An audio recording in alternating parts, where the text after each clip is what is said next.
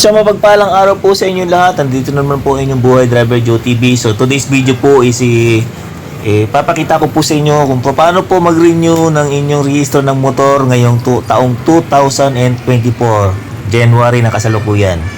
So kung mapapansin nyo po, solo ko po yung parking dito sa may smoke test dito sa may Marikina, dito sa may Lamuan going to Bayan. Malapit na po yan, papunta po ng tulay ng Marikina. Bali, makikita nyo yan sa bandang kanan. So, inagahan ko po talaga para makaaga po tayo makatapos. Makikita nyo po, nakasalang na po yung ating si Buddy sa smoke test. So, pag natapos po dito yung smoke test, diretso na po tayo dun sa may main office ng LTO, malapit po sa may tulay. So dito po, magbabayad po tayo dito ng 550 para po sa smoke test, and dito na rin po tayo magbabayad ng insurance ng 650 para hindi na po tayo pumunta sa iba, dahil yung ibang bayaran po ng insurance is alas 8 po sila nagbubukas, kaya hindi, baka magahol po tayo sa oras, at pagdating po natin sa LTO ay mahaba na yung oras, baka abutin po tayo ng cut-off. Pagkatapos po natin dito magbayad po ng 550 para sa smoke test at 650 sa insurance, bali 1,200. Diretso na po tayo dun sa main office sa may tulay. Andun po yung kanilang opisina para po sa inspection. So bali, ayun na nga, akala natin nakauna tayo, pero pangsyam pala tayo sa pila. Oras po ay 7:36, pero may nauna pa po sa atin dahil marami po kasing branch ng smoke emission. And then nandito na check na po yung ating si Buddy, ang ating motor. So pagkatapos dito is dadali na po natin yung resibo natin doon sa may main office sa may LTO para po magbayad ng ang bayad doon mismo sa may main office ng LTO.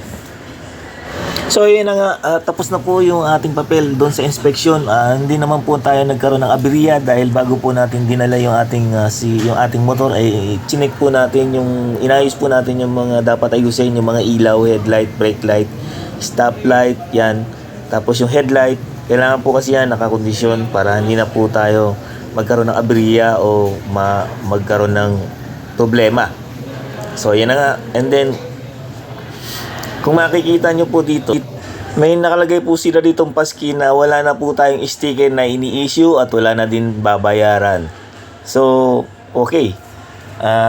Kumbaga, menos din to sa ating gastusin. So yan na, nakapagbayad na po tayo dito sa LTO. Ang binayaran po natin is 376.75, almost 377. So mamaya po, ipapakita ko po sa inyo yung pinaka-total po ng ating pinagbayaran. So yan mga tol, bali, nakauwi na po tayo ng bahay. Ilalagay ko na lang po sa screen kung magkano po lahat-lahat ng aking ginastos. Bali, nagpa-smoke test po tayo sa Marikina, Lamuan. Malapit po yan din sa mismong LTO sa may bago McDo. So ito po yung binayaran natin sa smoke test. And then doon na rin ako kumuha sa may smoke test ng insurance, 650. Pero kung kung makakaluwag kayo before kayo magparehistro, pwede po kayo magbayad sa Cebuana Lulier. Almost 300 lang po yung insurance doon. So, pero ako isang araw lang po kasi yung kinuha kong day off, day off sa boss ko, kaya wala na akong oras pa para pumunta pa ng Cebuana Lulier, dahil ang bukas po ng Cebuana Lulier is 8 o'clock. So magagahol po tayo sa pila, kaya nga inagahan ko nga po dun sa smoke test. Nandoon na po tayo ng mga 6:25 para po makauna tayo sa pila. And then ito po yung pinagbayaran natin sa LTO. Bali, late na po yung ating registration. By October po sana nag-renew na ako, pero pinatagal ko pa, umabot pa tayo ng January. So ang binayaran po natin sa late registration is 2.25. Kailan po yung binayaran natin? 2.25. Bali, ang total po is 376 yung pinaka-resibo po ng LTO. Suma total, ilalagay ko po sa screen yung pinaka-total na ginastos po natin. Sayang din yung insurance natin. Dapat nakatipid tayo ng almost 350. So wala, no choice tayo kasi pag inuna natin yon, so baka po makarating tayo sa pilahan ng LTO. So marami ng pila, makaabutin pa ng cut-off.